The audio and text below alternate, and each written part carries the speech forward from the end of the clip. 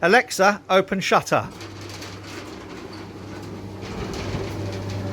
How about that?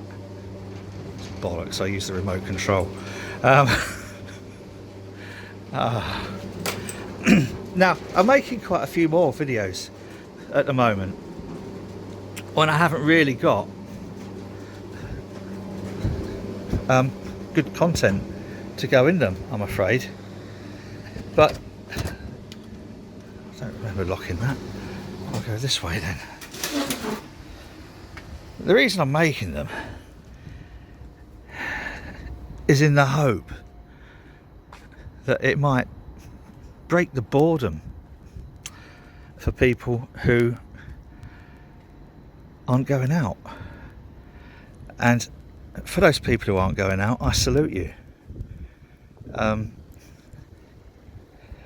And by not going out, you are helping to end this quicker. And for that, everybody should be grateful to you. I don't really have a choice. I've been told to stay in. It's either that or the judgment. No. I've theoretically, I'm not supposed to go over this line here. Theoretically, obviously I do. It's a park van outside. And I sometimes take myself for a little walk up to end of the street and back. And as long as I don't go anywhere near people, I have been taking Marley to the meadow and not touching anything. So, you know, I'm trying to be responsible. But for those of you who are well and have sort of sacrificed going out seriously, I salute you. You have my ultimate respect. Exercise once a day, walk your dog. So I think while I've been locked down, I think I've been out most weekdays in really quiet periods. Haven't seen any other people. There was someone walking around the meadow and we was at different ends, so we was about 400 feet apart.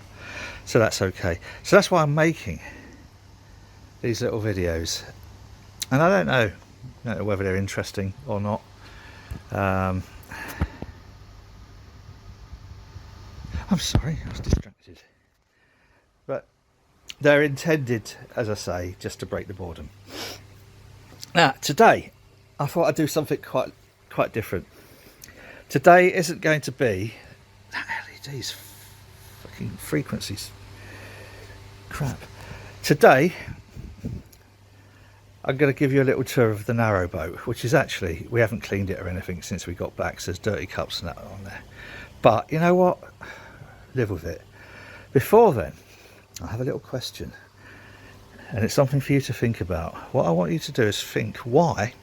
What I want you to do is think about all those little quaint country gift shops, or you know, when you've been to a museum or something like that. As Banksy says, leave via the gift shop, and you have all these tweet little things with, you know, little red post boxes and little red telephone box key rings and Union Jack cups and coasters and stuff, and tea towels with pictures of the Queen on and stuff. You know what I mean? What I'd like you to do is wonder, without Googling, I want you to wonder why the death of a pope could lead to a run on gift shop merchandise from those little quaint country gift shops. So why would the death of a pope cause a run on gift shops? Right, I'm going to show you the boat now.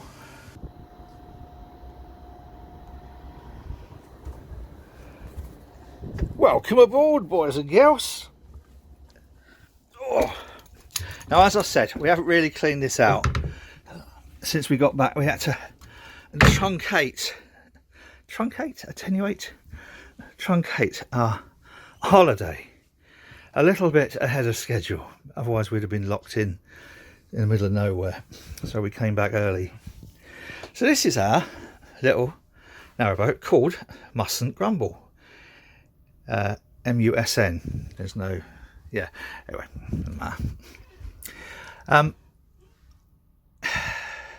what can I tell you? 54 foot long and just under 7 foot wide. When the canals were first built in the UK, the size of the boats were governed by the size of the locks. Lock is like a water lift that lifts a boat up and down, because water don't go up and down hills. If it did, we'd all be out buying water skis. And oh God, I wish I hadn't said that. So this is designed to go absolutely anywhere on the inland waterways. There are some waterways where the maximum length is probably 58-60 foot, but you have to go diagonally into the locks. This one will go absolutely anywhere with relative ease. I'll show you some of these photos. This is the Sheffield Canal Basin. That's the Straddle Warehouse. That's the really old of the Sheffield Canal. But this is in the 60s and 70s. And this was when the Woodyard was where, sort of almost where the Hilton Hotel is now. But that was taken when the Straddle Warehouse was derelict, completely derelict. And here's another one showing where now Nabarrow is, but again, a Woodyard. So all of these Sheffield Canal. Now, at its busiest, there would have been up to 400 boats a day going up and down the Sheffield Canal. I'll do another video telling you the history of the Sheffield Canal, but right now, this is about as little bought. So we've got dishwasher, washing machine, normal fridge, cooker, microwave, hob, all mod cons and dirty cups. I'm really sorry about the dirty cups. And spring daffodils. What I did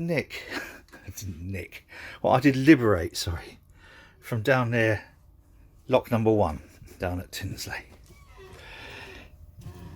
This is a table which goes on these legs. There's another leg over there. At the moment we've just got the coffee table. The top lifts off, lives down there, and you've got a big dining table. This goes into a double bed, makes into a double bed. It all pulls out, go into a double bed. Oh, look at that, how clever. Satellite TV, not satellite, you know, thingy TV. This is the master cabin. This is the most expensive mattress I've ever bought in my whole life. We got it last year from John Lewis Partnership, and it's a hemp mattress. This was 600 bloody quid. Mattress on the boat. We spent more mattress on the boat than we did on the mattress in the house. It's got full gas-fired central heating through this boiler, gas boiler, which normal like household radiators. The only thing in here, people go, isn't it really cold in the winter? Actually, do you know what? No, it's not, because it's all massively insulated. It's actually bloody warm in the winter. Too warm, actually, sometimes. We have a shower, as you would have at home, with just kind of like a standard mixer. This needs replacing. This is up for replacing this year because it has some water ingress. Toilet and wash basin. Oh. And a rear cabin, which we kind of like use more as an office than anything else. Somewhere to dump. Oh, battery needs changing. Somewhere to dump her stuff, but it is obviously another double cabin, and that door closes there in order to afford some privacy for whoever's back here.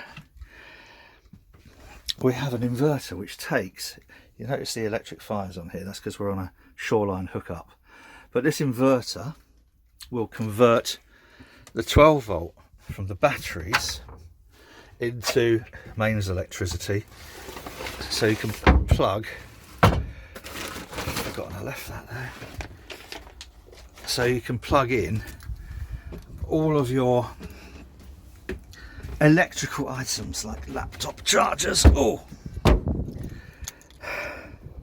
mobile phone chargers, etc. This is the steering, sorry, I was distracted. This is the steering position That's one that I have got to mend.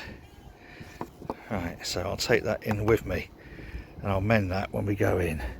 And the steering position's via a stick called a tiller, which attaches to there, and you wiggle it around to go left and right.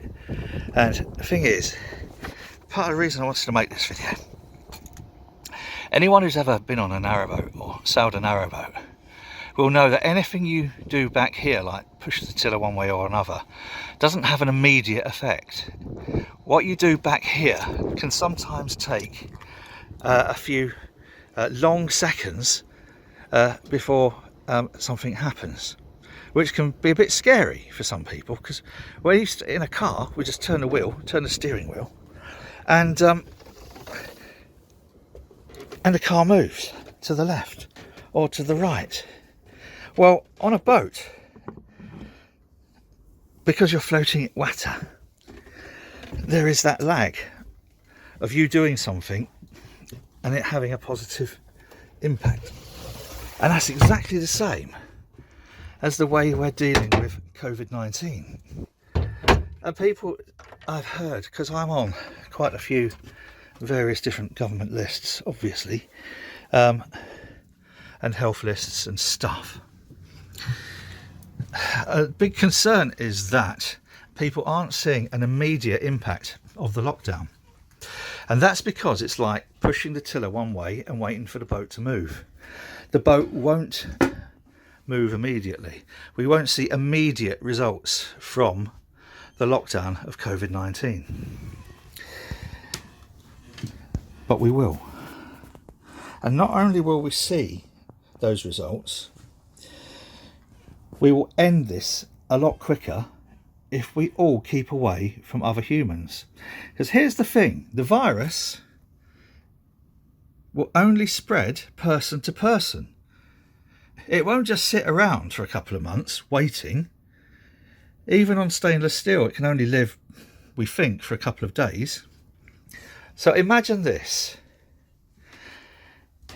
Just imagine that stainless steel cafetiere has been contaminated with COVID-19. Okay? I can now, with complete safety, pick this up and touch it. And the reason I know that with a degree of absolute certainty is because it's been in here for 2 weeks. So that is no longer infectious. So it didn't matter if that was covered in virus. They couldn't have survived now. So by isolating yourself from other humans, even if you have it and get over it, you're not passing it on. And that's the key to this. Now, obviously, because we've got a government full of fuckwits, we haven't done what other countries have done, which is mass testing. Mainly because this government doesn't know its arse from its elbow. But what we have to do as citizens is compensate for fuckwit governments. And we do that by taking the medical and scientific advice and staying the fuck at home. It's simple. Okay, now, are you still thinking about that gift shop? Why would the death of a pope cause a run on items from quaint English gift shops? I'll tell you. And this is one that I use for my students when we talk about research and stuff and linking things together. When Prince Charles was due to marry Camilla Parker Bowles, they set the date, obviously, and there's going to be a nice little wedding. Unfortunately, that coincided with Pope dying. And the day they decided to bury the Pope was the day that Charles and Camilla were due to get married. Well, Charles obviously went to the Pope's funeral, and it was thought, even if he weren't going, it might be bad form for them to get married on the date Pope was being buried. So Charles and Camilla moved the date of their wedding. Now, what had happened was, with the wedding looming, There was loads and loads of merchandise printed with the date of the wedding, all going into these quaint little English gift shops. There was mugs, there was tea towels, there was coasters, fridge magnets, you know the score, but all with the wrong date. So a lot of enterprising wannabe entrepreneurs decided to go and buy all this because they thought, well, it's got the wrong date, it's going to be worth a fortune. And they cleared out every piece of merchandise from all the various gift shops and online shops and wherever, museum shops. They cleared out the entire content of anything with the wrong date. And that's why there was a run on the gift shops. Panic buying, hoarding, opportunism, I don't know, whatever you might want to call it. But do you want to know the real funny, I think it's funny, piece of exceptional irony of that particular story is, because people bought all the stuff with the wrong date, nobody really bought the stuff with the right date. It didn't sell. Most of it was trashed. So now the valuable stuff that's most rare is the stuff with the correct date. So everybody who bought the stuff thinking, oh, this is going to be worth a fortune, it's not. It's so common. It was the people who bought the stuff with the right date that have the really valuable items. That is kind of like living karma. That's it for today. I hope this little vlog has been interesting. It's certainly gone on a little bit. I do apologise. Hope that's been interesting. If you like this nonsense, and I'm doing this really just to try and break your boredom. So if listening to me for nearly 20 minutes hasn't made you want to slash your wrist, then it's been a success. This is our little boat. It's going to be a lovely weekend, everybody. Thanks for staying in. I salute you and I respect you, because especially if you've got kids, it's bloody difficult. But this will all pass. And when this does all pass, you won't have to listen to my crappy videos anymore. Anyway, if you like this, please feel free to subscribe. Stay safe, my friends. Stay safe. It will pass. Cheers.